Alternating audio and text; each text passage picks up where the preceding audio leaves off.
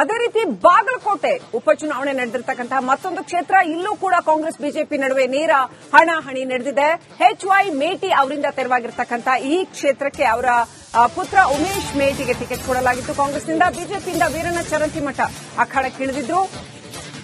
ಯಾರು ಜಯಭೇರಿ ಬಾರಿಸ್ತಾರೆ, ಯಾರಿಗೆ ಗೆಲುವು ಒಲಿಯುತ್ತೆ, ಕಾಂಗ್ರೆಸ್ ಅಭ್ಯರ್ಥಿಗ ಬಿಜೆಪಿ ಅಭ್ಯರ್ಥಿಗ ಅನ್ನುವಂಥದ್ದು ಕುತೂಹಲ ಕೆರಳಿಸಿದೆ. ಬಾಗಲಕೋಟೆ ಉಪಚುನಾವಣಾ ಫಲಿತಾಂಶಕ್ಕೆ ಭರ್ಜರಿ ತಯಾರಿ ನಡೆಸಲಾಗಿದೆ. ಇನ್ನು ತೋಟಗಾರಿಕಾ ವಿವಿಯಲ್ಲಿ ಮತ ಎಣಿಕೆ ಕಾರ್ಯ ನಡೆಯಲಿದೆ. ರೂಮ್ ನಂಬರ್ 4ರಲ್ಲಿ ಇವಿಎಂ ಮತ ಎಣಿಕೆ ನಡೆಯಲಿದೆ. ನೆಲಮಹಡಿ ರೂಮ್ ನಂಬರ್ 9ರಲ್ಲಿ ಅಂಚೆ ಮತಗಳ ಎಣಿಕೆ ನಡೆಯಲಿದೆ.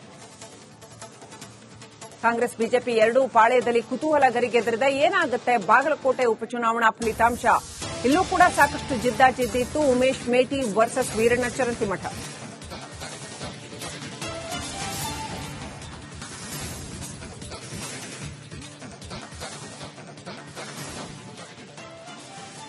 ಬಾಗಲಕೋಟೆಯಲ್ಲಿ ಕಾಂಗ್ರೆಸ್ನ ಒಂದು ವೇಳೆ ಸೋಲಾದ್ರೆ ಅದು ಸಿದ್ದರಾಮಯ್ಯನವರಿಗೆ ಮುಖಭಂಗವಾಗಲಿದೆ ಅಂತ ಹೇಳಲಾಗ್ತಾ ಇದೆ. ಯಾಕಂತಂದ್ರೆ ಸಿದ್ದರಾಮಯ್ಯನವರ ಪ್ರಾಬಲ್ಯವಿರುವಂತಹ ಒಂದು ಕ್ಷೇತ್ರ. HY ಮೇಟಿ ಸಿದ್ದರಾಮಯ್ಯನವರ ಆಪ್ತ ಗೆಳೆಯರಾಗಿದ್ದಂಥವರು ಅಂತ ಹೇಳಲಾಗ್ತಾ ಇದೆ. ಹಾಗಾಗಿ ಏನಾಗುತ್ತೆ ಬಾಗಲಕೋಟೆ ಫಲಿತಾಂಶ ಅನ್ನುವಂಥದ್ದು ಬಹಳ ಕುತೂಹಲ ಕೆರಳಿಸಿದೆ. ವೀರಣ್ಣ ಚರಂತಿಮಠ ಕೂಡ ಬಹಳ ಪ್ರಬಲ ಪ್ರತಿಸ್ಪರ್ಧೆಯನ್ನ ಒಡ್ಡಿದ್ದಾರೆ ಅಂತ ಹೇಳಲಾಗ್ತಾ ಇದೆ. ಅಷ್ಟು ಸುಲಭ ಇಲ್ಲ ಅಲ್ಲಿ ಕಾಂಗ್ರೆಸ್ಗೆ ಗೆಲುವು ಅಂತ ಹೇಳಲಾಗ್ತಾ ಇದೆ. ಆದರೆ ಉಪಚುನಾವಣೆ ಅದರಿಂದ ಹೇಳಕ್ಕಾಗಲ್ಲ. ಟ್ರೆಡಿಷನಲ್ ಕಾಂಗ್ರೆಸ್ ವೋಟರ್ಸ್ ಇರ್ತಕ್ಕಂಥ ಒಂದು ಕ್ಷೇತ್ರ ಅದು. ತನಿಖೆ ಪೂರ್ವ ಸಿದ್ಧತೆ ಎಲ್ಲ ಕೈಗೊಳ್ಳಲಾಗಿದೆ. ಅದೇ ರೀತಿ ಅದಕ್ಕೆ ಸಂಬಂಧಪಟ್ಟ ಕೌಂಟಿಂಗ್ ಸ್ಟಾಫ್ ಆಗಲಿ ಅವರು ಕೂಡ ತರಬೇತಿಗಳು ಒಂದು ತರಬೇತಿ ಆಗಿತ್ತು. ಇವಾಗ ಎರಡನೇ ತರಬೇತಿ ಇವತ್ತು ಕೊಡ್ತಾ ಇದೆ. ಇವಾಗ 11 ಗಂಟೆಗೆ ಅದು ನಿಗದಿಪಡಿಸಲಾಗಿದೆ. ಮತ್ತೆ ಅದೇ ರೀತಿ ಈ ಸತಿ ಒಂದು ಚುನಾವಣಾ ಆಯೋಗವು ID ಕಾರ್ಡ್ QR ಕೋಡ್ ಮುಖಾಂತರ ಇದು ಮಾಡ್ತಾ ಇದ್ದಾರೆ. QR ಕೋಡ್ ಸ್ಕ್ಯಾನಿಂಗ್ ಇದರ ಮುಖಾಂತರ ಅವ್ರದ್ದು ಐಡೆಂಟಿಫಿಕೇಶನ್ ಗುರುತು ಇದು ಮಾಡಿ ಅವ್ರಿಗೆ ಮಾತ್ರ ಒಳಗೆ ಬಿಡಲಿಕ್ಕೆ ಅವಕಾಶ ನೀಡಿದೆ. ಈಗಾಗಲೇ ಅದರ ಸಿದ್ಧತೆ ಚುನಾವಣೆ ಪೂರ್ವ ಸಿದ್ಧತೆಯನ್ನು ಎಲ್ಲಾನು ಕೈಗೊಳ್ಳಲಾಗಿದೆ. ನಮ್ದು 14 ಟೇಬಲ್ ಇದೆ, 23 ಸುತ್ತ ಆಗ್ತಾ ಇದೆ. ಅದೇ ರೀತಿ ಪೋಸ್ಟಲ್ ಬ್ಯಾಲೆಟ್ ATP ಬೇಸು ಅದರದ್ದು ಕೂಡ ಎಲ್ಲ ಪೂರ್ವ ಸಿದ್ಧತೆ ನಾವು ಮಾಡಿಕೊಳ್ಳಲಾಗಿದೆ. 63 ಎಂಗೇಜ್ ಸಿಬ್ಬಂದಿ ಹಾಕಿದ್ರು. ಅದರಲ್ಲಿ ಮೈಕ್ರೋ ಅಬ್ಸರ್ವರ್ಸ್ ಇರ್ತಾರ, ಕೌಂಟಿಂಗ್ ಸೂಪರ್ವೈಸರ್ಸ್ ಇರ್ತಾರ, ಕೌಂಟಿಂಗ್ ಸಹಾಯಕರು ಇರ್ತಾರ, ಮೈಕ್ರೋ ಅಬ್ಸರ್ವರ್ಸ್ ಅವರೆಲ್ಲರೂ ಕೂಡ ಇರ್ತಾರೆ. 14 ಟೇಬಲ್, ಪ್ರತಿ ಟೇಬಲಿಗೆ ಒಬ್ಬರು counting supervisor, counting assistant, micro observer. Postal ಬ್ಯಾಲೆಟ್ಗೆ ಇಬ್ಬರು ಎಕ್ಸ್ಟ್ರಾ 4 ಜನ ಆಗ್ತಾರೆ. ಅದಕ್ಕೆ 7 ಗಂಟೆಗೆ ಇರಬೇಕು. ಅವ್ರ ಸಮ್ಮುಖದಲ್ಲಿ ಅದನ್ನು ಸ್ಟ್ರಾಂಗ್ ರೂಮ್ ಓಪನ್ ಮಾಡ್ತೇವೆ. ನಿರ್ದೇಶನ ಇದೆ, ಅದನ್ನು ಅವರು ಈಗಾಗಲೇ ತಿಳಿಸಲಾಗಿದೆ. ಮನವಿಯನ್ನು ಕೂಡ ಮಾಡಿದೆವು. ಮದ್ಯ ನಿಷೇಧ ಕೂಡ ನಾಳೆ ಬೆಳಗಿಂದ ರಾತ್ರಿ 12 ಗಂಟೆವರೆಗೆ ಮದ್ಯ ನಿಷೇಧ ಮಾಡಿದೆವು. ಹಾಗೆ BNSS 163D ಇಲ್ಲಿ ಕೂಡ ಆದೇಶ ಹೊರಡಿಸಲಾಗಿದೆ. ಯಾವುದೇ ಪ್ರತಿಭಟನೆ, ಯಾವುದಕ್ಕೂ ಗುಂಪುಗಾರಿಕೆ ಈ ಥರ ಎಲ್ಲ ಅವಕಾಶ ಇರೋದಿಲ್ಲ. ನಾಳೆ ಮತ ಎಣಿಕೆ ಪೂರ್ವ ಸಿದ್ಧತೆ ಎಲ್ಲ ಕೈಗೊಳ್ಳಲಾಗಿದೆ. ಅದೇ ರೀತಿ ಅದಕ್ಕೆ ಸಂಬಂಧಪಟ್ಟ ಕೌಂಟಿಂಗ್ ಸ್ಟಾಫ್ ಆಗಲಿ ಅವರು ಕೂಡ ತರಬೇತಿಗಳು ಒಂದು ತರಬೇತಿ ಆಗಿತ್ತು. ಇವಾಗ ಎರಡನೇ ತರಬೇತಿ ಇವತ್ತು ಕೊಡ್ತಾ ಇದೆ. ಇವಾಗ 11 ಗಂಟೆಗೆ ಅದು ನಿಗದಿಪಡಿಸಲಾಗಿದೆ. ನೆಕ್ಸ್ಟ್ ಅಪ್ಡೇಟ್ ಪಡ್ಕೊಳ್ಳೋಣ. ನಮ್ಮ ಪ್ರತಿನಿಧಿ ಸಿದ್ದು ಧುತ್ತರ್ಗಾವಿ ಲೈವ್ ಕನೆಕ್ಟ್ ಇದ್ದಾರೆ. ಸಿದ್ದು, ಬಾಗಲಕೋಟೆಯ ಉಪಚುನಾವಣಾ ಫಲಿತಾಂಶ ಯಾವ ರೀತಿ ಪರಿಣಾಮಗಳನ್ನ ಬೀರಲಿದೆ? ನಾಳೆಯ ಮತ ಎಣಿಕೆಗೆ ಯಾವ ರೀತಿ ಸಿದ್ಧತೆಗಳನ್ನ ಮಾಡಿಕೊಳ್ಳಲಾಗಿದೆ? ಸೊ ಯಾವೆಲ್ಲ ರಾಜಕೀಯ ಸಮೀಕರಣಗಳಿಗೆ ಈ ಫಲಿತಾಂಶ ಕಾರಣವಾಗಲಿದೆ? ಏನು ಶ್ರೀಲಕ್ಷ್ಮಿ, ಬಾಗಲಕೋಟೆಯ ಈಗಾಗಲೇ ಮತ ಎಣಿಕೆಯಲ್ಲಿ ಆಗಾಗಲೇ ಸಾಕಷ್ಟು ಒಂದು ಎಲ್ಲ ತಯಾರಿ ಕೂಡ ಮಾಡಿಕೊಂಡಿದ್ದಾರೆ. ಬಾಗಲಕೋಟೆಯ ಹೊರವಲಯದಲ್ಲಿರತಕ್ಕಂತ ಏನು ತೋಟಗಾರಿಕಾ ವಿಶ್ವವಿದ್ಯಾಲಯದಲ್ಲಿ ಮತ ಎಣಿಕೆ ನಾಳೆ ಬೆಳಗ್ಗೆ 7 ಗಂಟೆಯಿಂದ ಪ್ರಾರಂಭವಾಗ್ತಾ ಇದೆ. 7 ಗಂಟೆಗೆ ಸ್ಟ್ರಾಂಗ್ ರೂಮ್ ಓಪನ್ ಮಾಡೋದ್ರ ಮುಖಾಂತರ 8 ಗಂಟೆಗೆ ಮತ ಎಣಿಕೆಯು ಕೂಡ ಪ್ರಾರಂಭವಾಗುತ್ತೆ. 8 ಗಂಟೆಗೆ ಮತ ಎಣಿಕೆ ಪ್ರಾರಂಭವಾದಾಗ 14 ಟೇಬಲ್ ಗಳನ್ನ ಮಾಡಿದ್ದಾರೆ. ಜೊತೆಗೆ 23 ಸುತ್ತುಗಳಲ್ಲಿ ಈ ಒಂದು ಮತ ಎಣಿಕೆ ನಡೆಯಲಿದ್ದು, ಈಗಾಗಲೇ ಪೊಲೀಸ್ ಅಧಿಕಾರಿಗಳು ಕೂಡ ಸಾಕಷ್ಟು ಭದ್ರತೆಯನ್ನು ಮಾಡಿಕೊಂಡಿದ್ದಾರೆ. 800 ಪೊಲೀಸರನ್ನ ನೇಮಕ ಮಾಡೋದ್ರೊಂದಿಗೆ ಅಲ್ಲಿ ಭದ್ರತೆಯನ್ನು ಕೂಡ ನಿಯೋಜಿಸಲಾಗಿದೆ.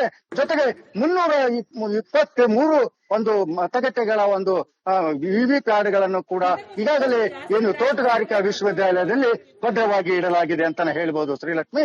ಜೊತೆಗೆ ನಾಳೆ ನಡೀತಕ್ಕಂತ ಒಂದು ಮತ ಎಣಿಕೆಯ ಕಾರ್ಯವೂ ಕೂಡ ಈಗಾಗಲೇ ಜಿಲ್ಲಾಡಳಿತ ಸಕಲ ಸಿದ್ಧತೆಗಳನ್ನು ಮಾಡಿಕೊಂಡಿದೆ.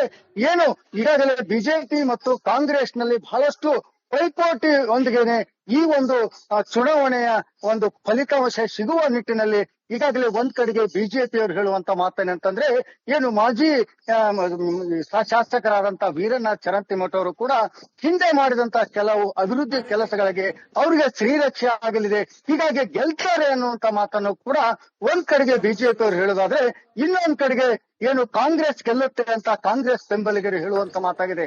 ಕಾಂಗ್ರೆಸ್ ಯಾಕೆ ಗೆಲ್ಲುತ್ತೆ ಅಂತಂದ್ರೆ ಈಗಾಗಲೇ ಮೇಟಿ ಅವರು ಸಾಕಷ್ಟು ಏನು ರಾಜಕಾರಣದ ಹಿನ್ನೆಲೆಯಲ್ಲಿ ಇಲ್ಲಿ ಅಭಿವೃದ್ಧಿ ಕಾರ್ಯಗಳು ಕೂಡ ಅವ್ರಿಗೆ right. Thank you Siddu Duttaragavi ಡೀಟೇಲ್ಸ್ಗಾಗಿ. ನಿಷೇಧ ಕೂಡ ನಾಳೆ ಬೆಳಗ್ಗೆ ರಾತ್ರಿ 12 ಗಂಟೆವರೆಗೆ ಮದ್ಯ ನಿಷೇಧ ಮಾಡಿದೆವು. ಹಾಗೆ BNSS 163D ಇಲ್ಲಿ ಕೂಡ ಆದೇಶ ಹೊರಡಿಸಲಾಗಿದೆ. ಯಾವುದೇ ಪ್ರತಿಭಟನೆ ಯಾವುದಕ್ಕೂ ಗುಂಪುಗಾರಿಕೆ ಈ ತರ ಎಲ್ಲ ಅವಕಾಶ ಇರೋದಿಲ್ಲ. ನಾಳೆ ಮತ ಎಣಿಕೆ ಪೂರ್ವ ಸಿದ್ಧತೆ ಎಲ್ಲ ಕೈಗೊಳ್ಳಲಾಗಿದೆ. ಅದೇ ರೀತಿ ಅದಕ್ಕೆ ಸಂಬಂಧಪಟ್ಟ ಕೌಂಟಿಂಗ್ ಸ್ಟಾಫ್ ಆಗಲಿ ಅವರು ಕೂಡ ಒಂದು ತರಬೇತಿ ಆಗಿತ್ತು. ಇವಾಗ 2ನೇ ತರಬೇತಿ ಇವತ್ತು ಕೊಡ್ತಾ ಇದೆ. ಇವಾಗ 11 ಗಂಟೆಗೆ ಅದನ್ನು ನಿಗದಿಪಡಿಸಲಾಗಿದೆ. ನೆಕ್ಸ್ಟ್ ಅಪ್ಡೇಟ್ ಪಡ್ಕೊಳ್ಳೋಣ. ನಮ್ಮ ಪ್ರತಿನಿಧಿ ಸಿದ್ದು ದುತ್ತರಗಾವಿ ಲೈವ್ ಕನೆಕ್ಟ್ ಇದ್ದಾರೆ.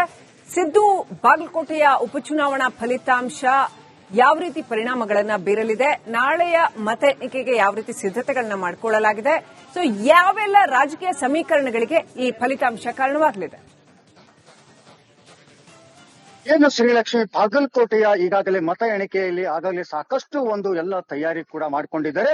ಬಾಗಲಕೋಟೆಯ ಹೊರವಲಯದಲ್ಲಿರತಕ್ಕಂತ ಏನು ತೋಟಗಾರಿಕಾ ವಿಶ್ವವಿದ್ಯಾಲಯದಲ್ಲಿ ಮತ ಎಣಿಕೆ ನಾಳೆ ಬೆಳಗ್ಗೆ 7 ಗಂಟೆಯಿಂದ ಪ್ರಾರಂಭವಾಗ್ತಾ ಇದೆ.